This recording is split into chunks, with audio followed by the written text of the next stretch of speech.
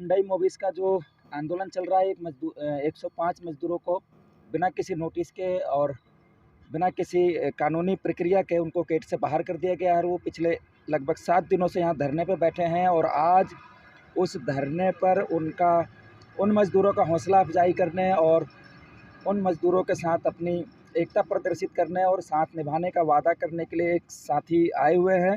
हम जानेंगे उनका विस्तृत परिचय और कैसा योगदान और कैसी सहायता इन मज़दूरों के प्रति वो कर रहे हैं, ये बताएंगे। आपका एक संक्षिप्त परिचय। जी, मैं संदीप बोरा। आज मेरे धारवाड़ा क्षेत्र के जो मज़दूर हैं, जो मैनेजमेंट ने इनके साथ अत्याचार किया है कि बिना किसी नोटिस के इनको बिना कारण बताए इनको जो बाहर कर दिया है और इनके जो परिवार हैं उन पे एक संकट की घड़ी आ गई, इनकी रोजी-रोटी को छीन लिया है, तो उनके लिए मैं अपना समर्थन देने इनको आया हूँ। और क्योंकि धारवाड़ा क्षेत्र जो है मेरी स्थली है और यहाँ पे मुझे अपने जितने भी लोगों को अगर कोई कष्ट होगा और उनके कष्ट में आकर अगर मैं उनकी कोई पैरवी कर सकता हूँ, तो यही मेरा दायित्व है कि इनकी आवाज़ को मैं मैनेजमेंट हो, प्रशासन हो या सरकार हो, कहीं तक भी मैं इनकी आवाज़ को उठा के लेके जाऊँ और इनके हक और हकूक़ की लड़ाई लड़ के इनको न्याय दिलवाऊँ। मेरा यही मानना है कि जो मैनेजमेंट अगर इनके साथ में अगर उनको लगता है कि कोई कहीं उनको कड़ी की किसी चीज़ की ज़रूरत है और कहीं कोई चूक हो रखी है कि आपस में असमंजस है, दोनों का आपस में इनका कहीं न कहीं कोऑर्डिनेशन नहीं हो रहा है, तो वो आपस में बैठ के मैनेजमेंट और ये मज़दूर बैठ के कोऑर्डिनेशन के साथ में अच्छा काम कर सकते हैं। जैसा कि इन लोगों ने यहाँ पे काम करके दिखाया है। हमारे मज़दूर जितने भाई हैं पिछले 15-20 साल से यहाँ पे काम कर रहे हैं। कंपनी को प्रॉफिट में रखा है। कंपनी से रीज़न एक होना चाहिए कि कंपनी अगर घाटे में चल रही है तो वो मज़दूरों को निकाले, काम वो नहीं कर रहे हैं तो वो मज़दूरों को निकाले। बिना कारण बताए, बिना किसी रीज़न के वो कैसे निकाल सकते हैं, वही जानने के लिए मैं भी इन लोगों के बीच में आया था और इनके हक की लड़ाई लड़ी जाएगी और इन लोगों को न्याय दिलाया जाएगा। जब मैंने आपसे कहा कि एक संक्षिप्त परिचय, तो आपने बेहद ही संक्षिप्त परिचय कर दिया।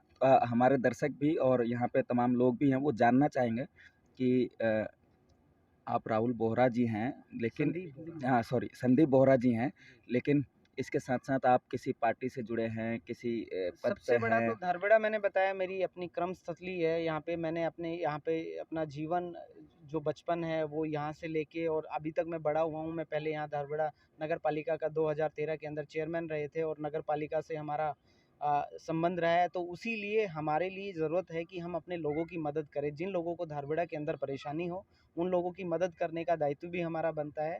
संक्षिप्त में मैंने इसलिए ज़्यादा नहीं बताया क्योंकि मैं संदीप बोरा हूँ और मैं आज इनके दुःख में इनका दुःख दर्द जो है वो बाँटने आया हूँ। इनके न्याय की लड़ाई में लड़ने आया हूँ। हमारी तो जानने सबसे पहला जो काम है वो यही है कि इनके हक की लड़ाई, जो हमारे मज़दूर भाई हैं, इनके जो हक की लड़ाई है वो लड़नी है।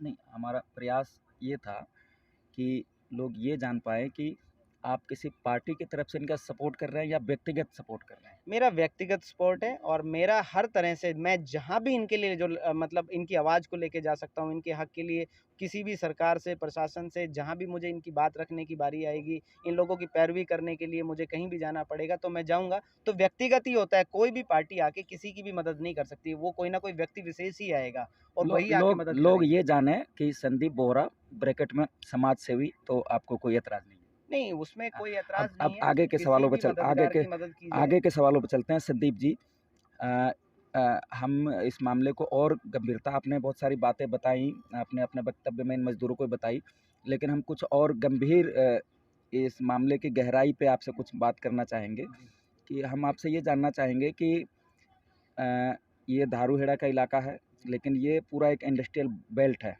दिल्ली से लेकर मुंबई तक के जो कॉरिडोर बना है, जिसमें हम गिनती कर लें कि आसपास के शहरों को गिनें तो फरीदाबाद, साहिबाबाद, गाज़ियाबाद, दिल्ली, नोएडा, गुड़गांव, मानेसर, धारूहेड़ा, रेवाड़ी, ये सारा जो औद्योगिक बेल्ट के तौर पे बढ़ता जा रहा है। इन सारे ही फैक्ट्रियों में जो श्रम कानून है उनको बिल्कुल लापरवाही के साथ उनको बिल्कुल धत्ता बताते हुए, बिल्कुल उनका रंच मात्र भी उनकी कोई फ़िक्र मालिकान, पूंजीपति, मैनेजमेंट नहीं करती हैं।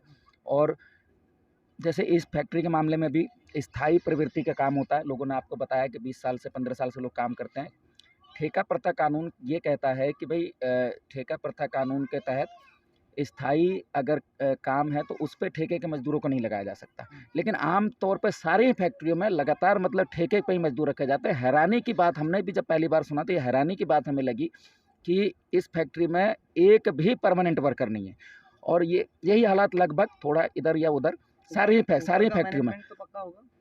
हाँ, लेकिन मैनेजमेंट वर्करों की श्रेणी में नहीं आता है। अभी तक तो क्या आप हुआ? ये मतलब मेरा हाँ। सवाल ये है कि इस विषय पे आप क्या सोचते हैं और इस मुद्दे को कैसे उठाया जाना देखिए, चाहिए, ये जो कैसे संकट लड़ना चाहिए? ये संकट हमारे मज़दूर भाइयों पे आया है, कहीं न कहीं ये सीखने का एक मौका मिला है कि इतने सालों से अगर हम यहाँ काम कर रहे हैं, तो कंपनी की पॉलिसी क्या है? श्रम कानून के तहत इन लोगों को कितना सैलरी होना चाहिए, कितना इंक्रीमेंट मिलना चाहिए, कितने पक्के यहाँ पे कर्मचारी होना चाहिए। अब तो हरियाणा सरकार ने भी आप लोगों के लिए कहीं न कहीं मज़दूर के हित में बहुत सारे कानून बनाए हैं, तो उन कानूनों के अनुरूप ही हम लोगों को अपनी जो लड़ाई है, वो लड़नी है।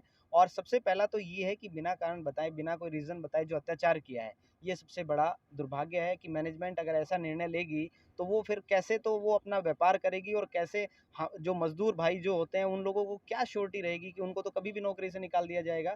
तो आप जो ठेकेदारी प्रथा की आप बात कर रहे हैं, ठेकेदारी प्रथा अगर कहीं चलती भी है, लेकिन कोई रीज़न होता है कि ठेकेदार आता है, वो कंपनी के रोल पे होता है या कंपनी के बहुत सारे मैनेजमेंट के और सारे लोग होते हैं, तो वो लोग कंपनी के हित में काम करें। इन मज़दूरों ने ना यहाँ पे कोई दंगा-फ़साद किया है, ना यहाँ पे किसी तरह का कोई काम में इन्होंने कोताही बरती है। तो जब सारी चीज़ें ठीक है, ना ही इन लोगों का यहाँ पे किसी तरह का लड़ाई झगड़ा या मैनेजमेंट के साथ कोई इस तरह का तू-तू मैं-मैं हुआ है, लेकिन अपने हक के लिए लड़ाई लड़ना कहीं बुरा नहीं होता, अपने हक के म लिए हमेशा लड़ना चाहिए। मज़दूरों के मामले की रिपोर्ट हमने कल विस्तृत रिपोर्ट करी है वर्कर्स यूनिटी के फेसबुक पेज पर और मज़दूर समाचार के फेसबुक पेज पर। लेकिन हम मैंने कहा कि हम तो कुछ गंभीर मुद्दों पर बात कर रहे हैं। आपने अपने वक्तव्य में अभी कहा भी कि हरियाणा सरकार जो कि भाजपा की सरकार है, खट्टर साहब की सरकार है, उन्होंने कई सारे कानून मज़दूरों के हित में बनाए, ऐसा आपने कहा। लेकिन एक बड़ी चर्चा औद्योगिक क्षेत्रों में चल रही है कि भई नए श्रम संहिताएँ आ गई हैं और मोदी सरकार ने उसको संसद से पास कराया और ये सारी चीज़ें, और वो नई श्रम संहिताएँ पुराने 44 जो श्रम कानून हैं, जो कि काफ़ी हद तक मज़दूरों के पक्ष में थे और वो अंग्रेज़ों के ज़माने में मिले थे ठीक है। और बेशक से वो कागज़ी चीज़ें ही बन के रह गई थी, लेकिन फिर भी कुछ जागरूक मज़दूर उनके दम पर कोर्ट कचहरी तक जाते थे, लड़ते थे। ईएसआई का अधिकार, पीएफ का अधिकार, वर्कमैन कंपनसेशन का अधिकार, फैक्ट्री एक्ट में औद्योगिक विवाद के अधिनियम के तहत अधिकार, ये सारे हासिल करते थे। लेकिन उन सारी चीज़ों को ख़त्म करके, यानी कि कानून 44 श्रम कानूनों को ख़त्म करके नई 4 श्रम संहिताएँ बना दी गई, जिसके तहत अब ये फैक्ट्री मालिकान को मज़दूरों का शोषण करने की आसानी हो जाएगी। 8 घंटे कार्य दिवस को बढ़ा के 12 घंटे 10 घंटे में किया जा रहा है। महिलाओं से भी रात की पाली में काम कराने की कोशिश, इस तरह के प्रावधान है उसमें, या जब चाहे यूज़ एंड थ्रो, जब चाहे रखो जब चाहे निकालो की पॉलिसी है उसमें। तो ये सब मज़दूर विरोधी है ना? अगर तो इस पे ऐसा कोई इस पे आप क्या कानून आया सोचते है, हैं? तो ज़रूर उसके खिलाफ भी आवाज़ सब लोगों की, जितनी भी हमारे मज़दूर भाई हैं, उन लोगों को सबके मिल के आवाज़ उठानी चाहिए। गलत चीज़ का कहीं भी ऐसा नहीं है कि उसके पक्ष में हम खड़े हो जाएँ, चाहे मैं सरकार का हिस्सा हूँ या ना भी हूँ। किसी भी भाई को अगर किसी के साथ अत्याचार हो रहा है, तो उसका विरोध करना ही चाहिए। ये श्रम कानून जिनकी आप बात कर रहे हैं, इनके ऊपर ज़रूर कहीं न कहीं हम लोग ये लीगल देखेंगे कि क्या ये हित में है या अहित होगा मज़दूरों का, तो उसके ऊपर ज़रूर फिर उसकी नेक्स्ट टाइम जब आपके पास आएँगे तो उनके बारे में भी चर्चा करेंगे। लेकिन आज जो मैं लड़ाई लड़ने आया हूँ, वो अपने 105 भाइयों की लड़ाई लड़ने आया हूँ, ताकि उनकी जो रोज़ी-रोटी यहाँ से चल रही थी, अपने परिवार का पालन वो कर रहे थे, अपने बच्चों का भविष्य वो यहाँ से बना रहे थे, उनके ऊपर कोई संकट ना आए। मैं अपना समर्थन उनको देने आया हूँ और उनकी पैरवी में लड़ने आया हूँ। अभी अगर संक्षिप्त में और बहुत सूत्रित तौर पे पूछूं कि आप आज इन मजदूरों के बीच में जब आए, तो सूत्रित तौर पर क्या-क्या आश्वासन और क्या-क्या सहायता की? मेरी तरफ से तो यही होगा कि 105 मज़दूर जो निकाले गए हैं, ये दोबारा से कंपनी में जैसे काम कर रहे थे, उसी तरह से इन लोगों को वापस इज़्ज़त के साथ वापस लिया जाए और इन लोगों को कहीं न कहीं जो सरकार की तरफ से नियमानुसार जो भी इनका इंक्रीमेंट बनता है, जो इनकी सैलरी बनती है, जो इनके एक्सपीरियंस के आधार पे बनती है, वो सब इनको दिया जाए, इनका शोषण ना किया जाए। आपकी सहायता किस तौर पे होगी? मैंने बताया ना, मैं सरकार से, अधिकारी से, जो मैनेजमेंट है, सब लोगों से पैरवी करूँगा। अभी तो पहला दिन है आज। आज तो मैं आप लोगों के बीच में आया हूँ, आपका दुःख-दर्द समझने आया हूँ, बाँटने आया हूँ। अब कल मैनेजमेंट से भी बात करेंगे, प्रशासन से भी बात करेंगे, हम सरकार से भी बात करेंगे और उनसे दबाव भी दिलवाएँगे कि मैनेजमेंट अगर इस तरह से वो तानाशाह बन के काम करेगी, तो उनको काम इस तरह से नहीं करने दिया, क्योंकि धारविड़ा क्षेत्र है। हम लोग भी यहाँ, हमारे मज़दूरों के साथ दुःख होगा, तो हम लोगों का ये इलाका ख़राब होगा और यहाँ की जो इंडस्ट्री है, वो ख़राब होगी। हम नहीं चाहते। इसलिए हम जितनी भी इंडस्ट्रीज़ है, अगर किसी मज़दूर के साथ अत्याचार होगा, तो उसकी मदद के लिए हम ज़रूर खड़े होंगे। तो आप सुन रहे थे संदीप बोहरा जी को, और ये बैकग्राउंड में वो 105 मज़दूर बैठे हैं जो हुंडई मोबिस के 22 साल, 20 साल, 15 साल पुराने मज़दूर थे, जिनको अचानक बिना किसी प्रक्रिया, कानूनी प्रक्रिया के, बिना किसी नोटिस के गेट से बाहर ढकेल दिया गया और वो अपने परिवार और बच्चों के साथ यहाँ बैठे हैं। और ये मज़दूर एकता, इस इलाके में चर्चा का विषय बनता जा रहा है और भांति-भांति के लोग, भांति-भांति के समाज सेवी इनके बीच में आ रहे हैं, अपने सहायता का आश्वासन दे रहे हैं। आप देख रहे